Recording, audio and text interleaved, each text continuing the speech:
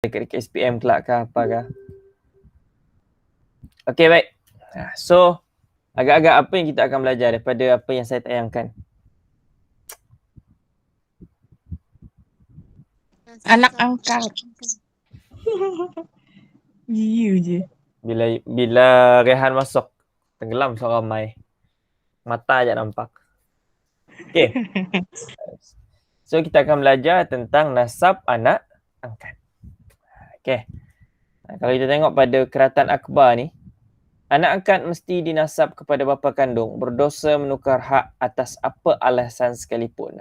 Jadi, kita kena fahamlah bahawa anak angkat tidak boleh dinasabkan, tidak boleh dibinkan, tidak boleh dibintikan dengan nama bapa angkat. Jadi, apa alternatif yang JPN buat? Apa alternatif yang orang-orang yang terlibat buat? Jadi, untuk yang saya tahulah, ini apa yang saya tahu. Untuk mengetahui bahawa itu adalah anak angkat Sianu, itu adalah anak angkat Sipolan. Jadi, nama anak tadi tidak akan ada bin. Tidak akan ada bin kepada bapa angkatnya. Tapi akan ada bin kepada bapa kandungnya. Contoh, Raihan binti Bol Hasan. Contoh. Raihan binti Bol Hasan. Anak angkat Raihan tadi adalah anak angkat kepada Pakcik Ismadi. Contoh. Jadi nama Raihan Ismadi binti Bol Hasan. Macam tu. We are sibling, Ma. We are sibling. Your sibling Nur Maizaitul. Your sibling. Yes. Yes. Jajak. Okay, baik. Dah. Okay, baik. Jadi, itu alternatif yang kita ada. Tapi mun kita nak bin ataupun bintikan kepada bapa angkat, boleh. Hukumnya adalah haram. Baik. Tengok lagi.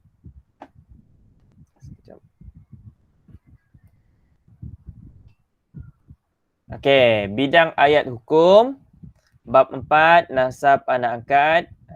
Okey. Ini saya tak perlu beritahulah siapa kan, handsome kan. Okey. Baik, apakah standard pembelajaran? Apa yang kita akan belajar pada hari itu? Apa yang kita akan dapat? Apa yang awak akan dapat pada hari itu? Ada 6 item, ada 6 perkara.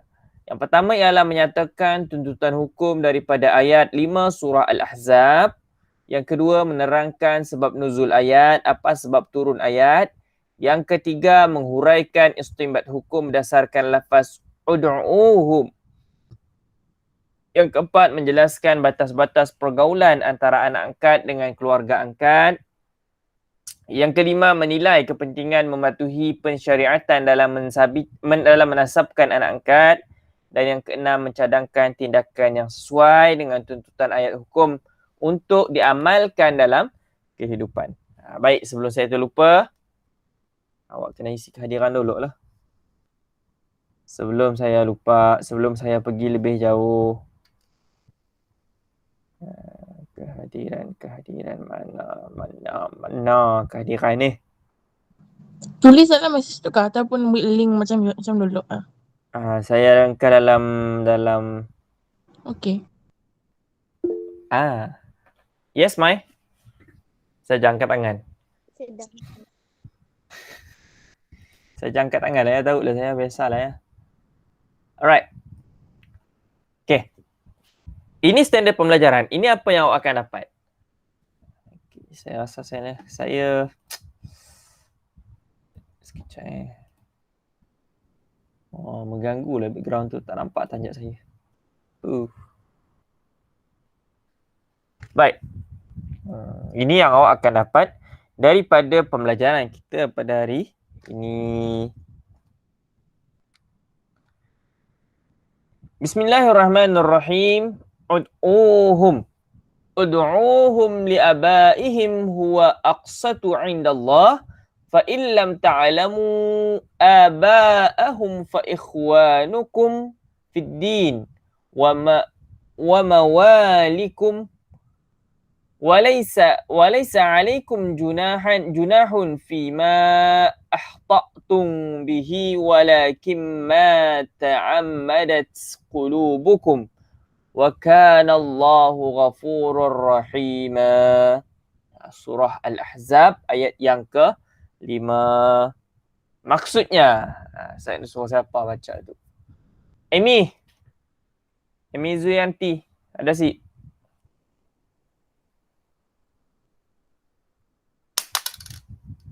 Oi. Ada. Ada.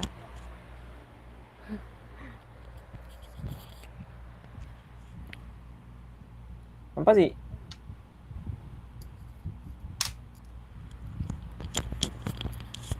Panggillah anak-anak angkat itu dengan nama bapa-bapa mereka sendiri.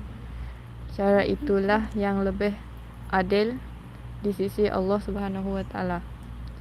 Maka jika kamu tidak mengetahui bapa-bapa mereka, maka panggillah mereka sebagai saudara-saudara kamu yang seagama dan sebagai maula-maula kamu. Dan kamu pula tidak dikira berdosa dalam perkara yang kamu tersilap melakukannya, tetapi berdosa perbuatan yang disengajakan oleh hati kamu. Ingatlah Allah Subhanahu wa taala Maha Pengampun lagi Maha Mengasihani. Baik, surah Al-Ahzab, surah yang ke-33 ayat yang ke-5. Tiba-tiba saya rindu nak dengar suara-suara kamu ni. Siaplah, lepas ni saya suruh kamu baca lah. Okey. Dalam surah Al-Ahzab, surah yang ke-33 ayat yang ke-5, panggillah anak-anak angkat kamu. Panggillah anak-anak angkat itu dengan nama bapa-bapa mereka sendiri. Cara itulah yang lebih adil di sisi Allah Subhanahu wa taala. Maka jika kamu tidak mengetahui bapa-bapa mereka, maka panggillah mereka sebagai saudara-saudara kamu yang seagama dan sebagai maula kamu. Maula-maula kamu. Maula ni anak angkat lah. Dan kamu pula tidak dikira berdosa dalam perkara yang kamu tersilap melakukannya. Tetapi berdosa perbuatan yang disengajakan oleh hati kamu. Ingatlah Allah Subhanahu wa taala Maha Pengampun lagi Maha Mengasihani. Kena ingat. Kita ni dalam kehidupan seharian kita suka sangat ikut budaya-budaya yang dah biasa dilakukan. Budaya menasabkan anak angkat kepada bapa angkat. Itu tak boleh lah kalau ikutkan. Haram hukumnya kalau ikut apa yang kita belajar. Baik. Tuntutan hukum daripada ayat 5 surah Al-Ahzab. Tetap putus asa, jangan semangat. Aziz Aizam, baca lok.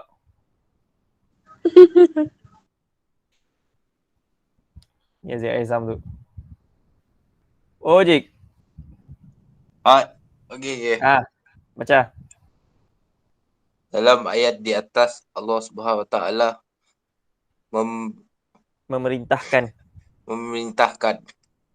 satu, wajib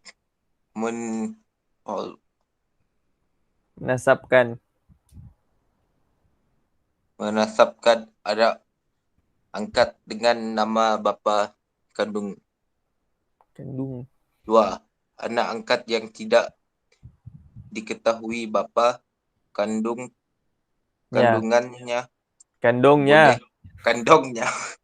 Kandungan awak sekati awak je. Boleh dipanggil dengan panggilan saudara aku. Tiga, jika menasabkan anak angkat dengan nama bapa angkat secara tidak sengaja, tidak berdosa, tetapi jika disengajakan dikira berdosa. Baik, terima kasih. Tetap putus asa, jangan semangat. Okey, wajib menasabkan anak angkat dengan nama bapa kandung. Tak boleh dinasabkan anak angkat dengan bapa angkat. Yang kedua, anak angkat yang tidak diketahui bapa kandungnya, bolehlah dipanggil dengan panggilan saudaraku. Kita saya tahu siapa bapa kandungnya. Contoh, awak kutip anak dalam tong sampah, contoh Aziz Aizamnya berjalan-jalan, dia tengah putus asa tak nak. Sebabnya simuk semangat. Jadi dia berjalan-jalan, dia jumpa anak orang lah, anak manusia. Dia pergi kutip, dia tak tahu siapa bapak budak tu. Jadi panggil lah dengan panggilan saudaraku, anakku pun boleh, tak ada masalah. Asalkan tidak dinasabkan dengan nama kamu. Yang ketiga, jika menasabkan anak angkat dengan nama bapa angkat secara tidak sengaja, tidak berdosa. Tetapi jika disengajakan, dikira berdosa. Awak sengaja menasabkan anak angkat awak dengan nama awak, dikira sebagai berdosa. Nasab tu apa nanti kita akan tengok. Sabar. Baik. Sebab nuzul ayat 5 surah Al-Ahzab. Arif. Ada si Arif? Saya nak baca yang tulisan Jawi sahaja. Arif. Wujud si Arif tu tidur ke? Mai? Okey, Ustaz. Baca. Ayat ini diturunkan berkaitan dengan kisah Zaid bin Harithah radhiyallahu anhu, bekas hamba Rasulullah sallallahu alaihi wasallam.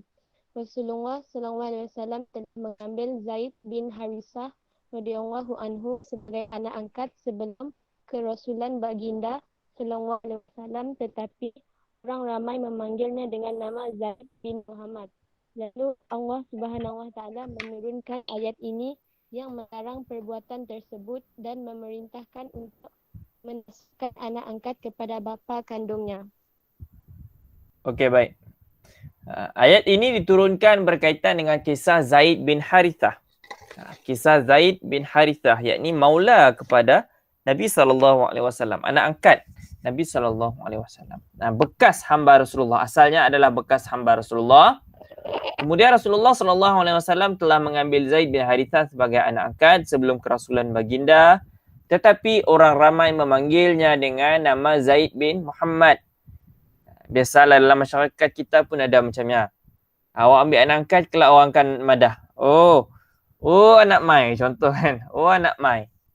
Ataupun anak Aziz. Anak Alif. Sedangkan itu adalah anak angkat kita.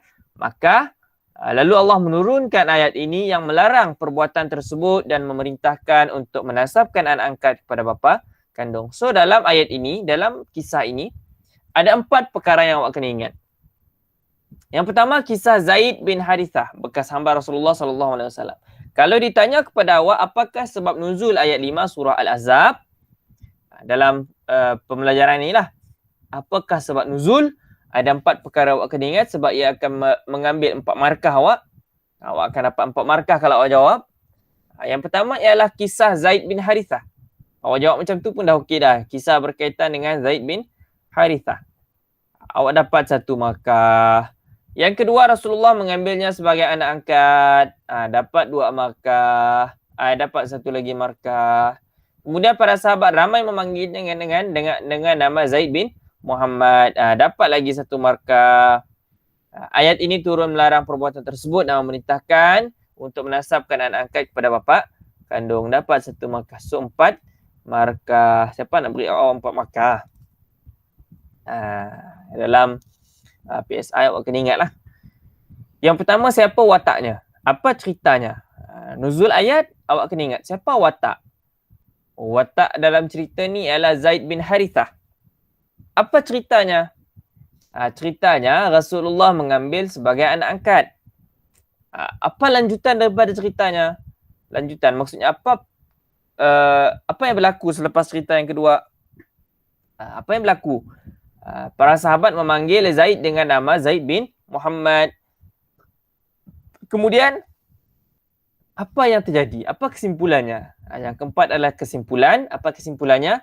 Ayat ini melarang perbuatan tersebut dan memerintahkan untuk menasabkan anak angkat kepada bapa kandung. Kena ingat. 4 perkara, 4 markah. Ingatlah. Sampai bila-bila. Baik. Kaedah istinbat hukum berdasarkan lafaz ud'uhum. Ya Rehan O. Rehan O. Okey.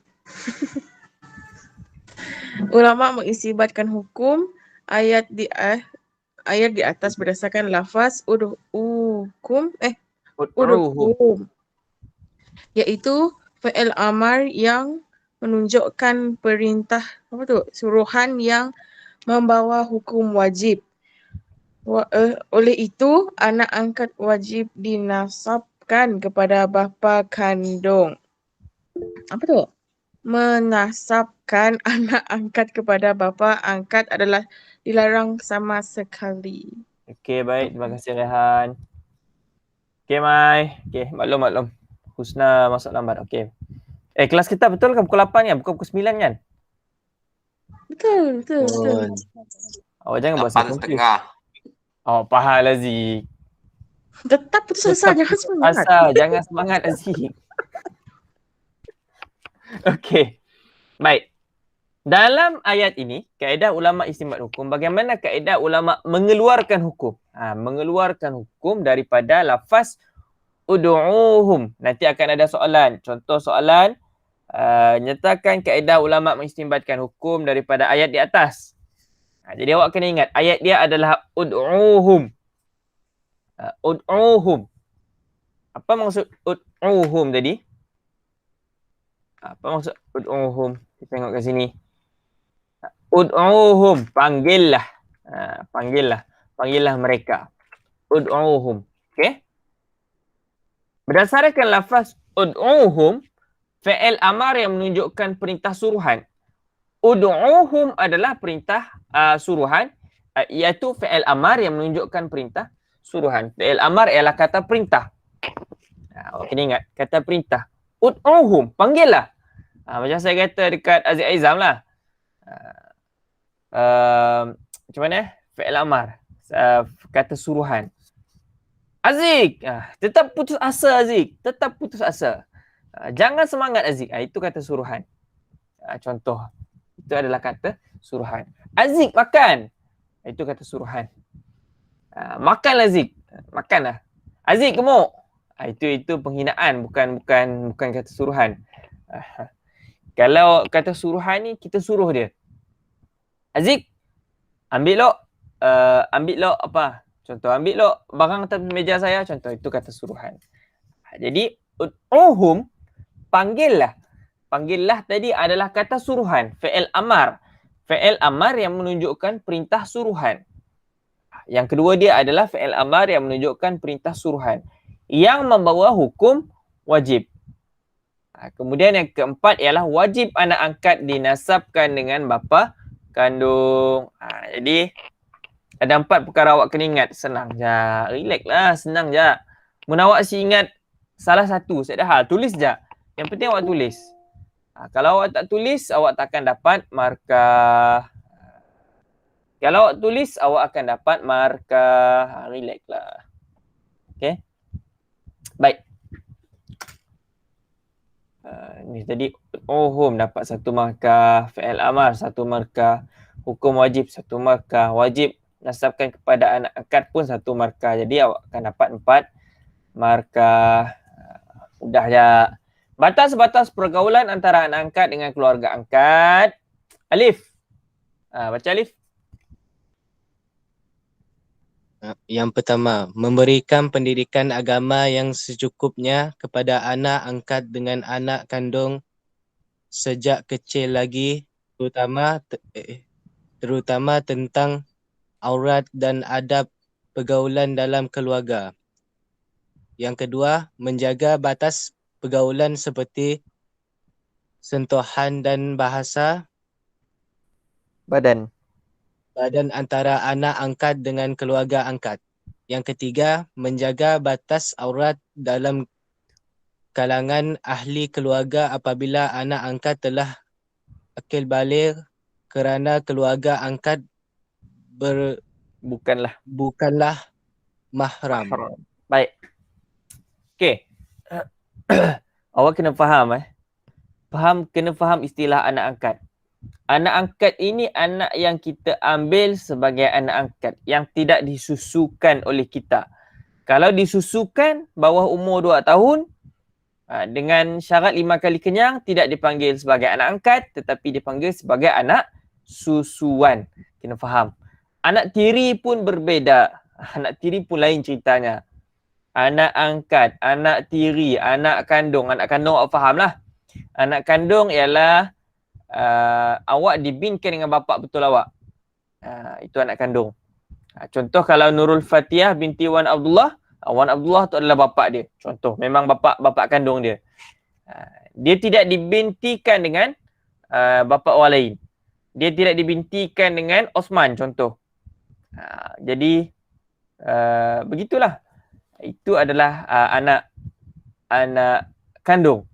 Anak angkat, anak yang kita ambil daripada jabatan kebajikan contohnya, ataupun kita ambil daripada saudara mara kita. Tapi kalau saudara mara masih boleh dikira sebagai anak buah dan sebagainya. Bolehlah daripada saudara mara kita, daripada sepupu kita ambil dia sebagai anak angkat kita. Tapi kita tidak susukan dia. Tidak susukan dengan susu badan selama 5 kali kenyang, bawah umur 2 tahun, dikira sebagai anak angkat. Kena faham. Ini adalah batas-batas pergaulan dia.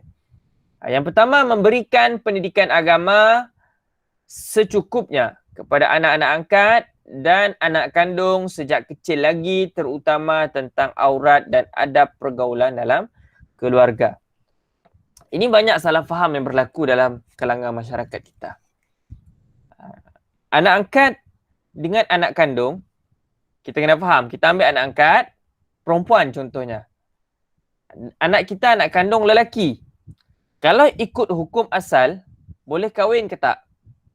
Husna? Boleh. Bagus. Rehan dah jawab dah. Boleh kahwin. Boleh kahwin. Sebab apa? Sebab tidak ada pertalian darah. Anak angkat yang tidak ada pertalian darah. Maksud tidak ada pertalian darah tadi, dia bukanlah disusukan. Dia bukanlah anak saudara kita. Sepupu boleh kahwin, tak ada masalah. Jadi, ini awak kena faham. Kita kena didik mereka. Contohlah anak angkat kita ada anak angkat perempuan, anak kandung kita lelaki. So, bila umur anak kandung, anak angkat tadi sudah akil baligh, kena pastikan dia tutup aurat lah depan adik-beradik angkat dia. Sebab ini adalah perkara basic sebenarnya. Ini adalah berkaitan dengan aurat ni adalah perkara basic. Awak pun faham dan sebagainya.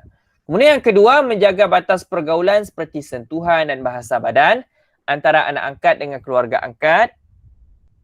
Anak angkat, jangan kata anak kita. Kita pun tak boleh nak sentuh kalau ikutkan. Sesudah akil balik lah. Kita pun tak boleh nak tengok aurat dia kalau ikutkan. Sebab itu adalah batas pergaulan kita. Batas pergaulan kita dengan anak angkat kita. Contoh, Aziz. Aziz. Contoh Aziz. Aziz ni bujang. Dia ambil anak angkat, Mai. Contoh anak angkat dia Mai. Mai ni umur 2 tahun. Jadi Mai tadi anak angkat kepada Aziz. Bila Mai sudah baligh, sudah dewasa, batas pergaulan antara Aziz dengan Mai tadi mesti dijaga. Sebab apa? Aziz boleh kahwin dengan Mai. Sebab Mai adalah anak angkat kepada Aziz. Walaupun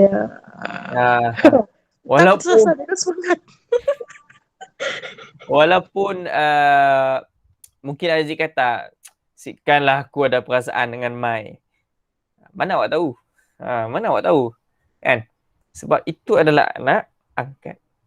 Anak angkat tetap boleh kahwin dengan bapa angkatnya ataupun dengan mak angkatnya. Kena faham. Okey. Kemudian yang ketiga, menjaga batas aurat dalam kalangan ahli keluarga. Apabila anak angkat telah akil baligh kerana keluarga angkat bukanlah mahram. Ini saya sebut tadi dah. Keluarga angkat bukanlah mahram.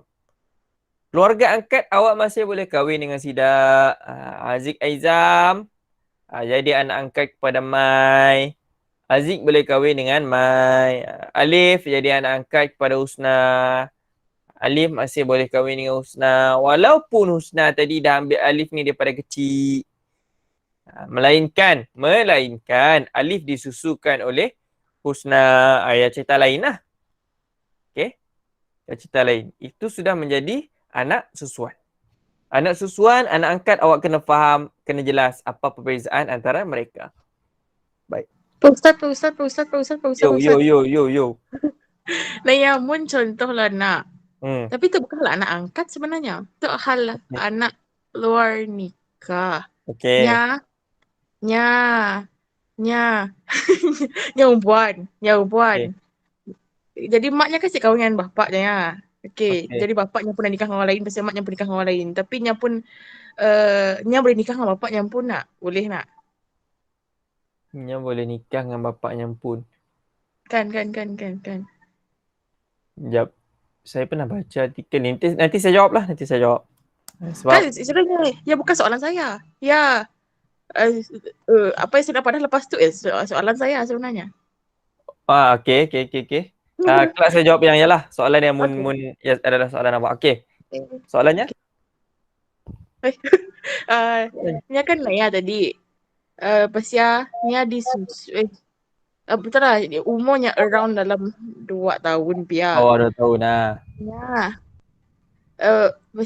Nya diangkat lah. Macam disusukan oleh bini baru bapaknya ya. Jadi tapi maknya yang kandung masih nikah pun dengan bapaknya. Tapi cuma dengan bapaknya.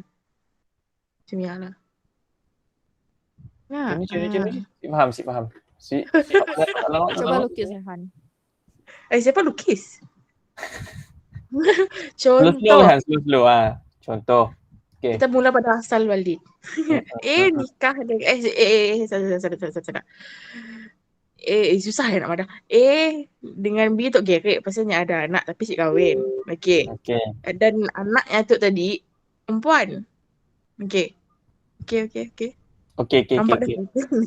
Okey. Si kahwin jadi anaknya perempuan. Jadi kan kiranya macam nak mana nya boleh nikah lah dengan bapaknya ya nak. Mun secara logik akalnya nak. Okey, sekejap saya jawab isu yang dulu Sekejap saya baca dulu. Okey. Jika seorang anak zina itu Sekejap.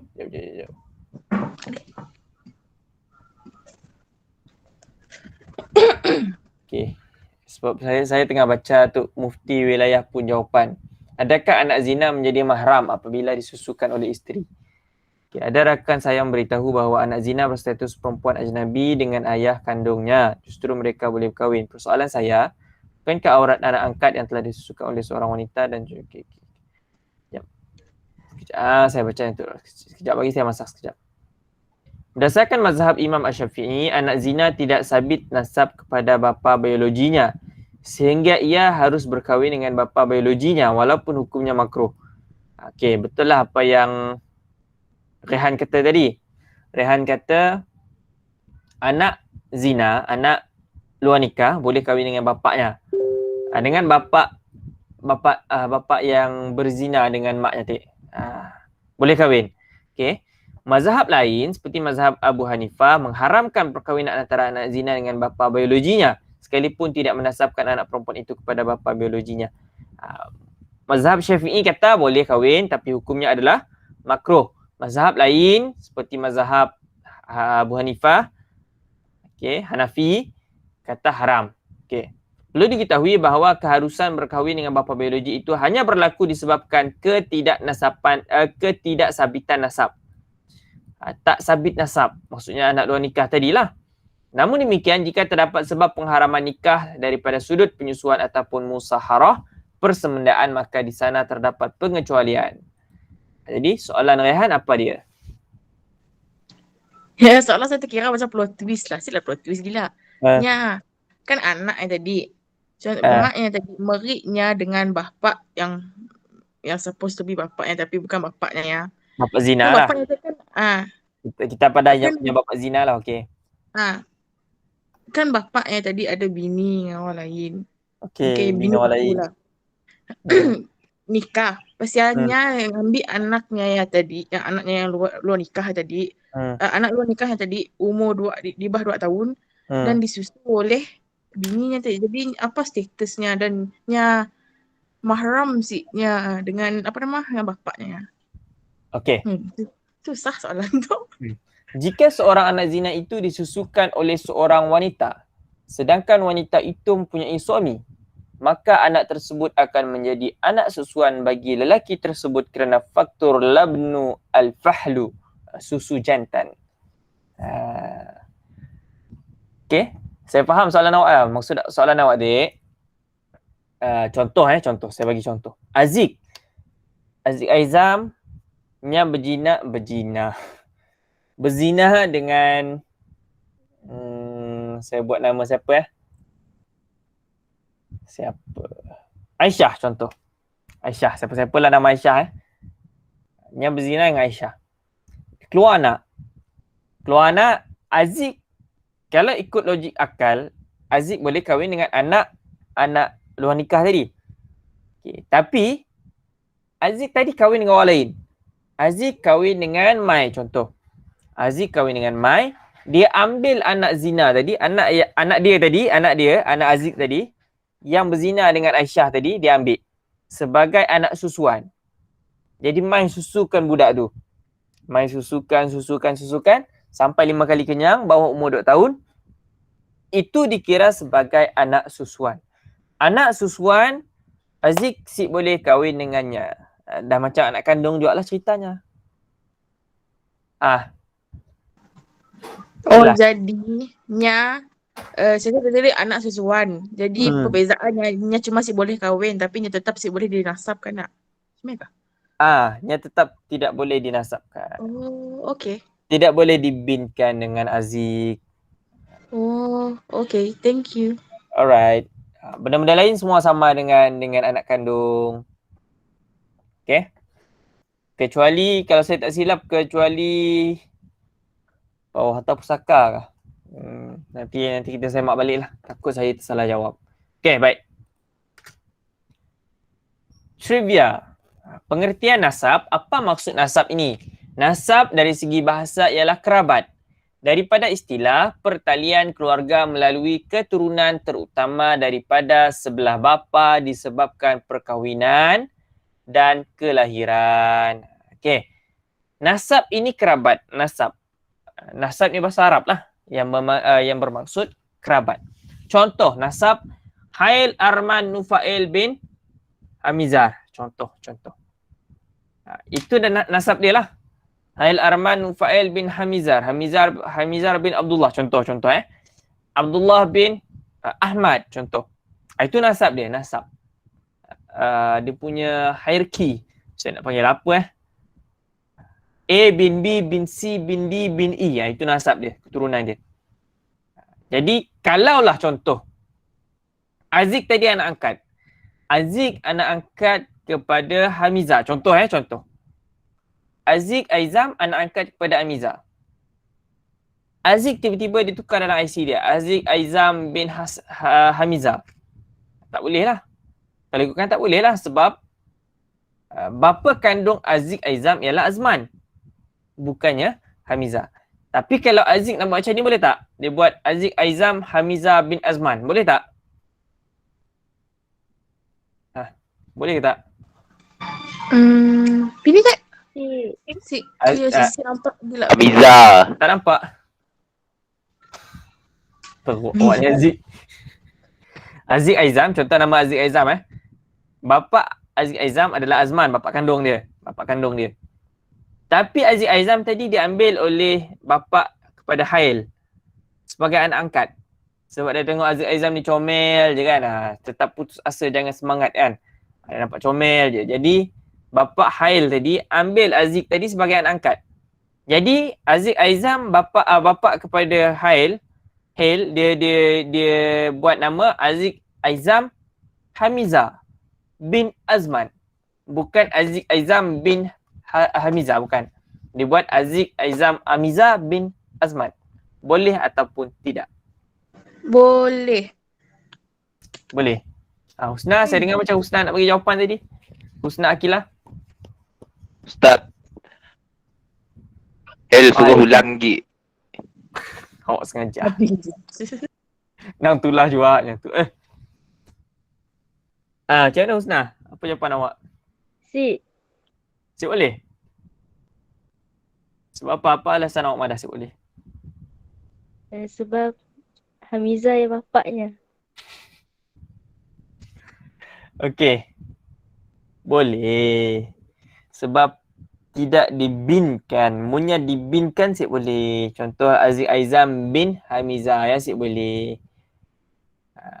Tadi saya kata Aziz Aizam Hamiza bin Azman.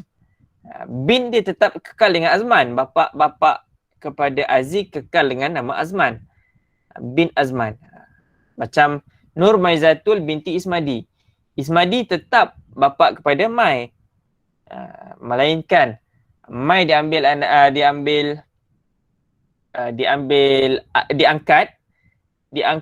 oleh bapa Alif. Tiba-tibalah nama Mai tadi jadi panjang. Nur Maizatul Muhammad Ismail binti Ismadi. Ya. Itu saya maksudkan tadi. Maksudnya ataupun boleh jadi macam ni. Sebab kalau kamu biasa jumpa nama-nama macam ni kan, biasanya adalah dia tidak akan ada bin ataupun binti. Contoh Nur Maizatul Muhammad Ismail. Dia tak ada bin, dia tak ada binti. Dia tak ada binti Muhammad Ismail, tak ada. Dia Nur Maizatul Muhammad Ismail, contoh. Ataupun Kasih Syazwina Ali, contoh. Itu biasa, kebiasaannya itu adalah anak angkat lah. Okay, ada soalan setakat ni? Macam ni bukan dikira nasab lah. Munya sudah bin. Tak dikira sebagai nasab. Yang Oh ya, dikira boleh. sebagai nasab adalah itu dikira sebagai nama dia jugalah. Yang dikira sebagai nasab bila ada bin dan binti. Selepas bin binti tu kita letak nama bapa angkat. Itu dikira sebagai nasab.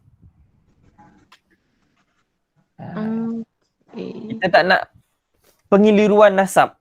Bila nasab ini jadi keliru, akan jadi isu kelak. Bila besar kelak akan jadi isu. Bila awak dah dewasa mau kahwin akan jadi isu. Awak pernah dengar tak orang kahwin sama adik-beradik? Pernah kan? Cerita Melayu. Jangan kata cerita Melayu. Real life ada. Real life pun ada. Dalam kehidupan sebenar apa ada. Dah 5 tahun, 6 tahun, 5-6 tahun kahwin, tiba-tiba tahu, oh Nyak adalah adik-beradik kandung. Sebab apa? Sebab terpisah. Sebab isteri tadi dinasabkan dengan nama bapa angkat. Itu yang kita tak nak tu. Mesti nasabkan dengan nama bapa kandung. Manalah tahu, contoh Nadatul Husna tadi tu adalah adik-beradik kepada Aziz Aizam. Kita tak tahu. Rupanya dia diangkat oleh orang Paloh, contoh. Jadi itu kita tak nak. Aziz Aizam tadi nak kahwin dengan Nadatul Husna, tak boleh.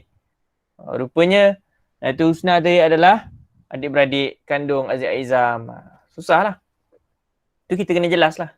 Kita kena faham. Sebab itulah tak nak berlakunya pertindahan nasab ini. Baik. Kepentingan menasabkan anak angkat kepada nama bapa kandung. Apa pentingnya? Okay.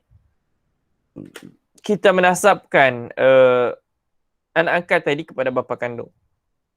Okey, kesan menasabkan anak angkat kepada nama bapa angkat. Pernikahan jika diwalikan oleh orang yang tidak sah nasab seperti bukan bapa ataupun saudara lelaki kandung, maka pernikahan tersebut tidak sah. Awak dinikahkan, diwalikan oleh bapa angkat, tak sah. Tidak sah sama sekali. Perkahwinannya. Rehan diwalikan oleh Osman, contoh. Tak sah. Okey. Kemudian nafkah dan tanggungjawab. Nafkah dan tanggungjawab terhadap anak kandung adalah wajib dan lebih berat daripada anak angkat. Anak kandung wajib terima nafkah. Anak angkat wajib sih? Tak wajib. Yang wajibnya adalah anak kandung. Kemudian perwalian, selain daripada pernikahan, wali berperanan penting dalam banyak perkara seperti dalam pengurusan harta, penjagaan anak yatim dan haji. Banyaklah. Kemudian pewarisan harta dan wasiat. Pembahagian harta pusaka kepada anak angkat bermakna memberikan harta yang bukan haknya. Anak angkat tidak layak menerima harta pusaka. Anak angkat hanya layak menerima wasiat. Anak angkat hanya berhak mendapat wasiat dan hibah. Hibah boleh diterima oleh anak angkat dan anak kandung. Harta pusaka tidak boleh langsung diterima oleh anak angkat. Hanya boleh diterima oleh anak kandung. Wasiat, ada situasi boleh diterima oleh anak kandung. Tapi dilebihkan kepada anak angkat. Itu awak kena faham. Nanti kita akan belajarlah. Saya rasa saya dah mengajar sebenarnya bab ni. Wasiat yang harta pusaka apa semua. Okay, pergaulan. Anak angkat merupakan bukan mahram. Pergaulan dengan keluarga angkat seperti batas aurat dan adab pergaulan perlu dijaga. Perlu dijaga adab pergaulan di antara anak angkat dengan bapa angkat. Anak angkat dengan bapa kandung. Kena jagalah. Baik. Hikmah suruhan menasabkan anak angkat kepada bapa kandung. Mengiktiraf bapa kandung supaya dapat mengekalkan pertalian nasab antara mereka. Kekal. Nasab contohlah, saya ambil Aziz Aizam ni sebagai anak angkat. Saya tak boleh kata Aziz Aizam bin Kamurah Arifin. Tak boleh. Dia kena Aziz Aizam bin Azman juga. Dan dia perlu tahu bahawa Azman tadi tu, Pakcik Azman tadi adalah bapa kandung dia. Dia tak boleh kata saya bapa kandung dia. Okay. Kemudian yang kedua, memelihara salah silah keluarga supaya tidak bercampur dengan orang yang tiada hubungan kekeluargaan. Ini saya sebut tadi lah. Kita nak elakkan daripada percampuran tadi tu. Kemudian yang ketiga, menjaga batas aurat dan pergaulan antara anak angkat dengan keluarga angkat kerana mereka bukan mahram. Yang keempat, memastikan hukum perkahwinan anak angkat perempuan sah apabila walinya ialah bapa kandungnya. Kena ingatlah macam saya sebut tadi, tak boleh diwalikan oleh bapa angkat. Yang keempat, yang kelima, memelihara hak seorang anak angkat kepada bapa kandungnya seperti hak pewarisan harta pusaka. Dan yang keenam, anak angkat dapat mengenal asal-usul keluarga kandung supaya tidak berlaku kekeliruan pada masa hadapan. Banyaklah kes-kes berlaku sekarang. Kes keliru pun ada. Tersalah ambil anak pun ada. Kembar kan. Tahun ni baru tahun ni saya rasa. Bulan 6, bulan 7 hari tu. Isu kembar. Jumpa kembar dia. Terkejut tengok muka sama. Rupanya tersalah ambil waktu dalam hospital. Waktu kecil-kecil dulu. Macam mana tu? Macam mana? Kira anak susuan dah lah. Kalau disusukan lah daripada kecil. Okay. Kelebihan mengambil anak angkat. Ada 4 kelebihan. Yang pertama, mengeratkan hubungan silaturahim antara keluarga angkat dengan keluarga kandung agar dapat melahirkan masyarakat yang harmoni. Yang kedua, membantu keluarga yang kurang berkemampuan tetapi mempunyai tanggungan yang ramai supaya dapat menjalani kehidupan yang sempurna. Yang ketiga, memberi kebahagiaan kepada mereka yang tidak dikurniakan zuriat agar dapat menjalani kehidupan berkeluarga seperti orang lain. Dan yang keempat, melahirkan perasaan kasih sayang antara anak angkat dengan keluarga angkat supaya layanan yang diberikan sama rata. Baik. Dan apakah tindakan yang sesuai dengan tuntutan ayat hukum untuk diamalkan dalam kehidupan? Apa yang boleh kita amalkan? Ada 4 perkara. Yang pertama ialah daripada kaedah terbaik penyelesaian aurat batas pergaulan. Bagaimana kita nak selesaikan isu batas pergaulan tadi? Kita ambil anak angkat. Macam mana kita nak selesaikan? Macam mana kita nak selesaikan isu aurat? Yang pertama, mengambil anak angkat dalam kalangan ahli keluarga yang terdekat seperti anak perempuan daripada adik-beradik sebelah bapa ataupun anak lelaki daripada adik-beradik sebelah ibu. Ini ialah kalau adik-beradik kita, anak contohlah kita tak ada anak kan. Kita ambil anak angkat daripada anak buah kita. Kita ambil daripada anak abang kita. Anak abang kita ambil yang perempuan. Contoh, kalau lelaki dia ambil yang perempuan lah. Anak abang kita yang lelaki. Contohlah Aziz Aizam dia ambil anak anak Ras. Dia ambil anak Ras. Dia ambil anak Ras yang lelaki. Betul kah? Betul lah. No. Dia ambil yang perempuan. Dia ambil yang perempuan. Dia ambil yang perempuan sebab apa? Sebab batas pergaulan yang perempuan tadi dengan perempuan tak ada masalah. Kalau nak ambil anak lelaki, ambil daripada sebelah isteri. Jangan ambil daripada sebelah suami.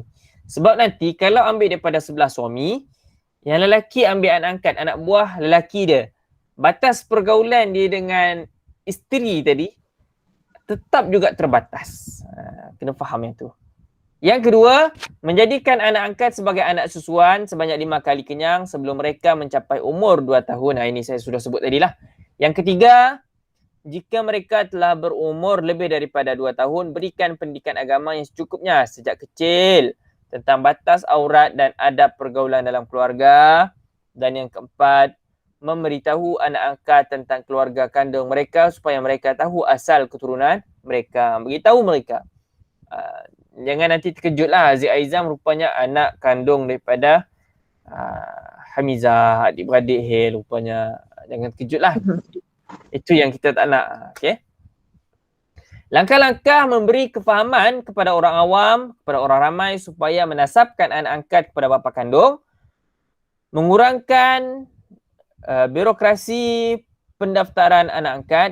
Ini adalah langkah-langkah. Kemudian memudahkan urusan pengambilan anak angkat, program dakwah, kemudian kempen kesedaran tentang nasab anak angkat. Refleksi ke diri. Ini lebih kepada refleksi lah untuk awak tengok dan sebagainya. Seorang ibu mahu menuntut kembali anaknya yang telah diserahkan kepada keluarga angkat sejak kecil lagi.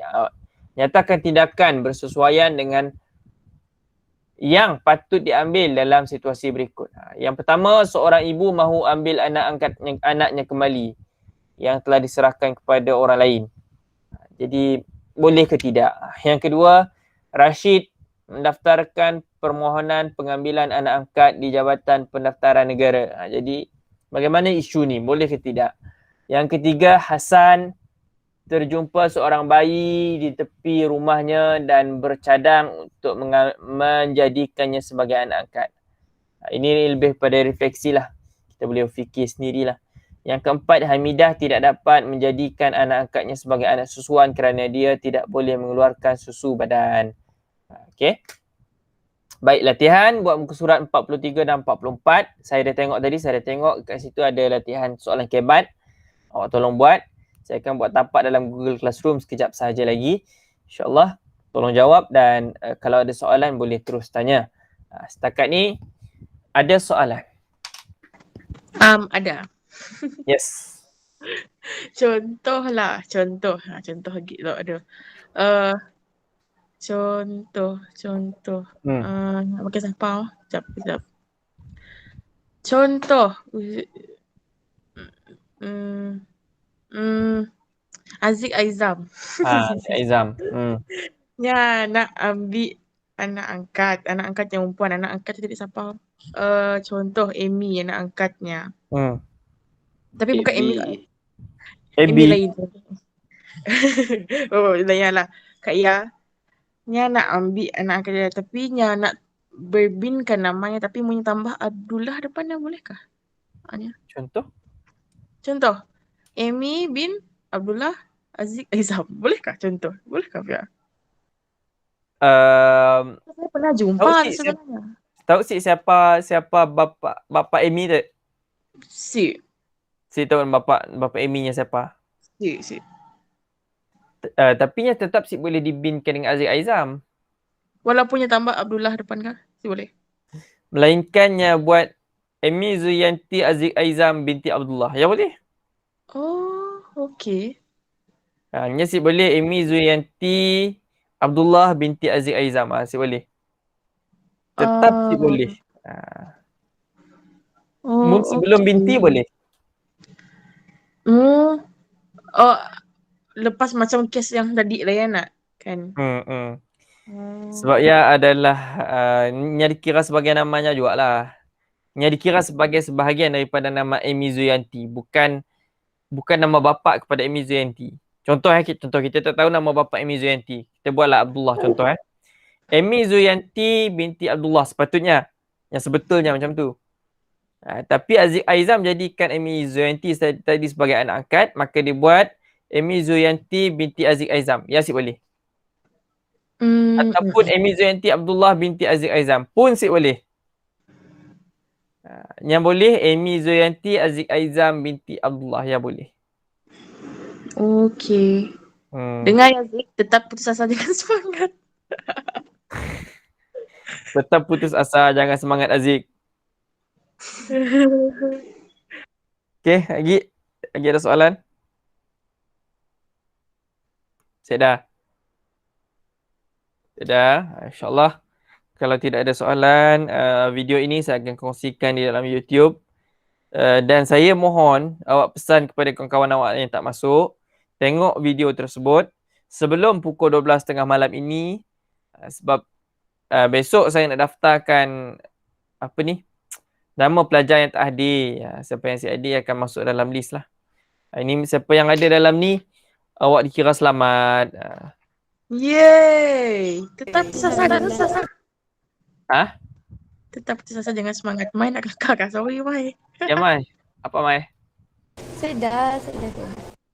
Okay, so Ustaz, kalau tak ada soalan. Ya Zik. saya tanya bumi bulat ke lepeh? Soalan awak pun bumi petak. Saya menjawab tu. Okay. Ada soalan lain yang saya tak pening nak jawab? Setakat tak sedar. Okay, mohon sedar, insyaAllah kita akan berhenti setakat ini dulu. Kita akan berjumpa lagi di minggu hadapan. Tengoklah minggu hadapan macam mana sama ada saya sharekan link YouTube ataupun sebagainya. Tengoklah, kalau saya sempat buat, saya akan sharekan link YouTube. Kalau saya tak sempat buat, kita akan buat kelas Google Meet macam ni lah, macam biasa. Okay, insyaAllah kita akan berjumpa lagi di lain waktu, di lain hari. Sekian, wabillahi taufiq wa hidayah. Assalamualaikum warahmatullahi wabarakatuh. Kita tutup majlis kita dengan tasbih kafarah dan surah wal as.